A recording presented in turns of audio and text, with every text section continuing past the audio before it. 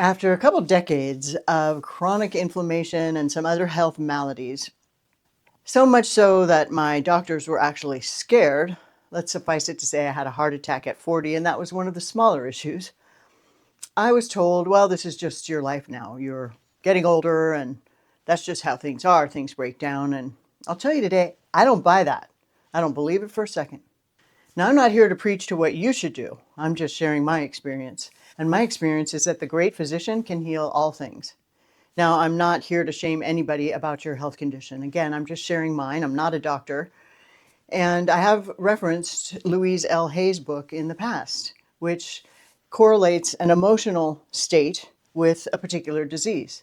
Again, for example, I believe it equates cancer with having a root of unforgiveness. Now, I'm not saying everybody that has cancer, it's their own fault because of this emotional state. I've noticed contributing factors for myself, so I'm just sharing these tips. And Louise L. Hay had quite a bit to say and a lot of experience in the health field herself, personally. So today, I'm just sharing with you that I believe the great physician, our Lord Jesus Christ, that's one of his names, the great physician, like the Prince of Peace is another one of his names, can meet you in your physical condition. So let's get to it. So the Bible talks a lot about health, right? And I can share with you that after being told, of course, this is just your life, you're getting older, the body breaks down, I stumbled onto something.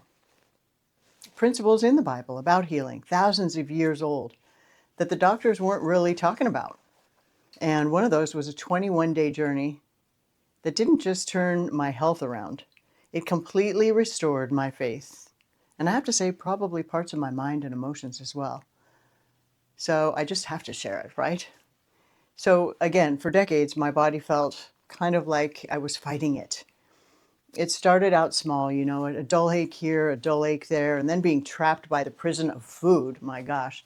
But inflammation just is an indication oftentimes that there are other things amiss, right? And my days were ruled by pain. And at one point, after a debilitating car accident, my spinal cord, I was told I need a spinal fusion. And thanks to a very ethical, wonderful doctor, who I won't name here, sat me down and he said, Britt, don't do that. Because at one point, you'll be in a wheelchair. And thank goodness I listened to him. And after thousands of dollars of massage work to keep it supple and physical therapy that I worked so hard at, today it rarely bothers me. And I'm actually looking into some stem cell work for the little bits of pain that are left over. However, I lived for almost 20 years with daily agony from this neck injury. And I just thank God that I wasn't paralyzed. And when you look at the MRI of the neck, you see the nerve being pressed on by the bone, and it's just no wonder it was agony. But back to how it can help you. Days were fraught with pain and nights not much better for many years. And I kept hitting my numbers at work, kept going into the studio. I worked for CBS television at the time, just pretending everything was fine. And I got to tell you, I felt like a professional pain patient at the time. I'd just be cycling through specialists who had plenty of theories about what to do and what operation and what fusion to have, but they had no real solutions. They gave me prescriptions that I just flushed. Those things just mask symptoms most of the time. They never got to the root of what was going on. Or, one of my favorites, and this will probably make a lot of people upset, it's genetic. Well, I don't really believe a lot in that either. Now, certainly there are some genetic disorders, for sure, things that are passed down. But it's also oftentimes if you have a parent modeling a way of life, eating a certain way, not exercising, thinking a certain way, these things influence the next generation, right? The old saying about the apple doesn't fall far from the tree, I believe that's the same with disease. It's not, well, my grandma had high cholesterol, so I have high cholesterol, and I just don't buy that. And there's plenty of science to back that up. So this whole myth about it's just getting older, I didn't accept it. I was told you have to accept that. And I said, no, thank you. Thank you for sharing.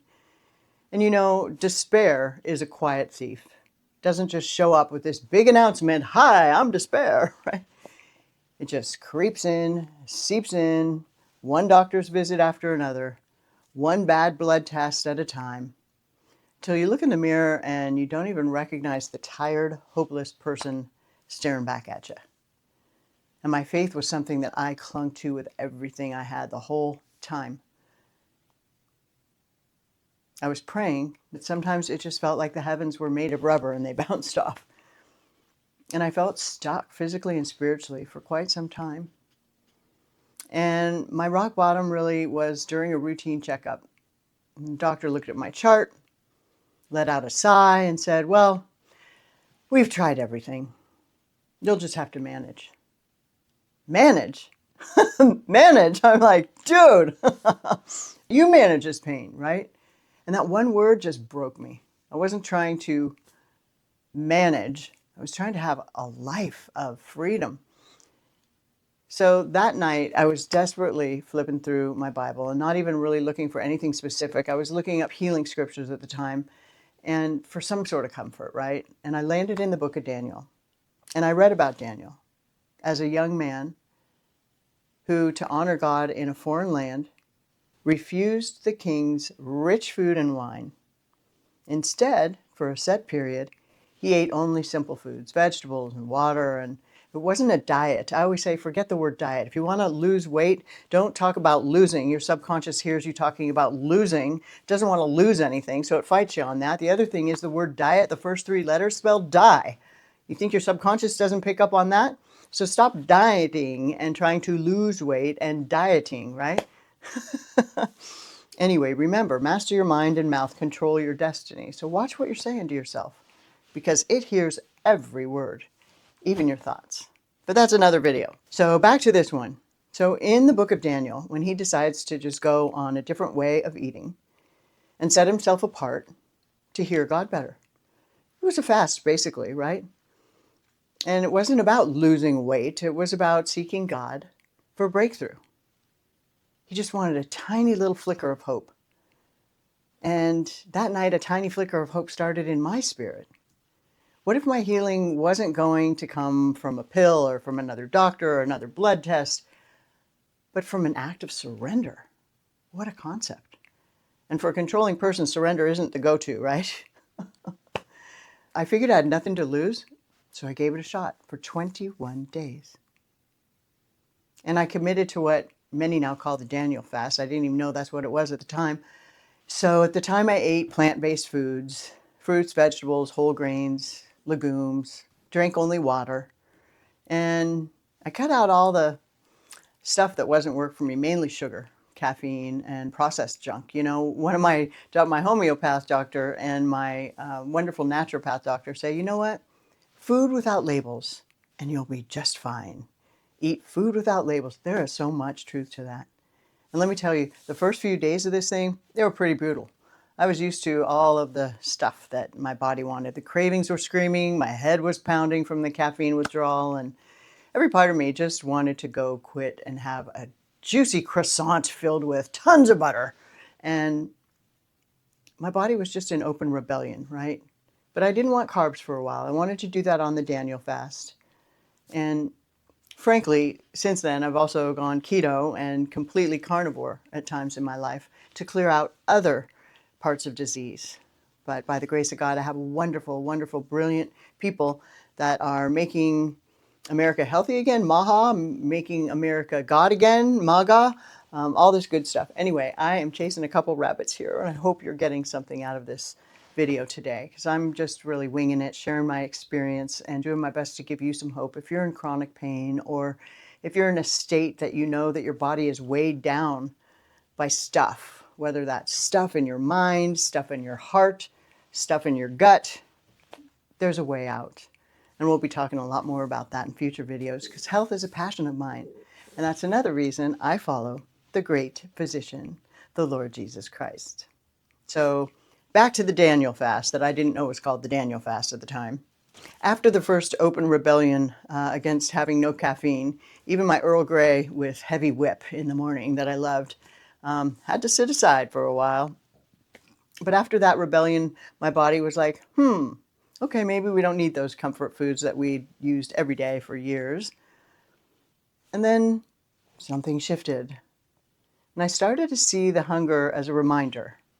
Like every time my stomach growled, I realized, first of all, usually when people are hungry, they actually are thirsty. They think they're hungry. So I drink a huge amount of water. And instead, I used that hunger to become a trigger to pray. So I started swapping my meal prep time with scripture time. And it was less about food and more about God. And suddenly it wasn't about what I was giving up, but who I was turning to. I wasn't just emptying my plate. I was emptying myself of my own striving, my fear, my workaholism, my failed solutions. I was learning to be sustained by something more, someone more. And this wasn't a hunger strike to get God to move. It was a spiritual discipline to get me out of his way. And I'll share with you, around the second week, I started to notice little things.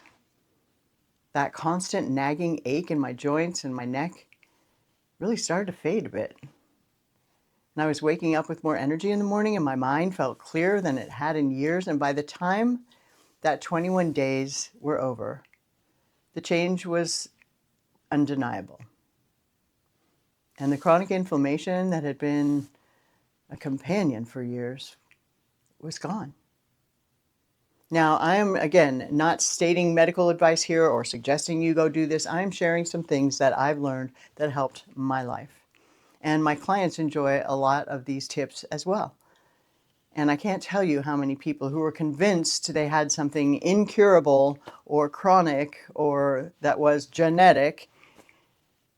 I can't tell you how many of them have found otherwise. But I went back to my doctor, and after the traditional cuff around the arm and all the preliminaries, the doctor just stared at the reading and looked at me and looked at the machine and looked at it again, and the numbers were better. In fact, not just better, they were normal. And it turns out that science is really starting to catch up with another wisdom. And that wisdom is God's wisdom. And studies have shown that a 21-day Daniel fast can actually lead to meaningful improvements in risk factors for metabolic and cardiovascular disease, right? I wish I'd found that prior to the heart attack, but that again is another video. So I felt like I was free. You know, cholesterol is even affected by this, among a host of other positive factors, just by shifting diet. And the physical healing, that was only part of the miracle. The rest of the breakthrough was spiritual. And that silence from heaven was broken. There was no silence anymore. I felt a peace and a clarity that I hadn't experienced in my entire life, just from that surrender. My faith wasn't just restored, it felt brand new. So the physical healing was the tangible proof of a very much deeper spiritual renewal. And those 21 days, they taught me that my body really is a temple, and how I care for it is an act of worship. And the healing wasn't magic. It just felt like the natural result of aligning my body and my spirit with God's design. In biblical fasting, it's been around forever. It's not about twisting God's arm to get a miracle. It's about humbling yourself so you can hear his voice more clearly and then proceed. Again, I'm not a doctor. This is my personal story, just a little snippet of it. But it's so important to talk with you about this and share my process. And maybe you'll want to talk with your health provider to make any changes to the way you think or eat or exercise, or don't. At any rate, if you're watching this and you feel stuck or hopeless or want some support, or you're facing something that feels impossible, I just want you to hear me. There's hope. You know, maybe your breakthrough is just waiting on the other side of surrender. Or maybe it's something else. Yet if anything in my story stirred something in your spirit and you want more support, please share in the comments or DM me, and you can be a part of the community that I've built to encourage and empower women. It's a free community. Or if you want to talk with me about some ways to move the ball forward in any area of your life, just reach out in the description below and book a call. My gift to you. So he's there for you just as he was there for me. And if a breakthrough was possible for me after 20 years of suffering, I believe it's possible for you too. So thanks for joining me today, and don't forget to subscribe. Do the notification thing. I guess it dings at you or something like that. And I can't wait to share more stories of faith and transformation. And in case no one told you today, just remember, you are beloved.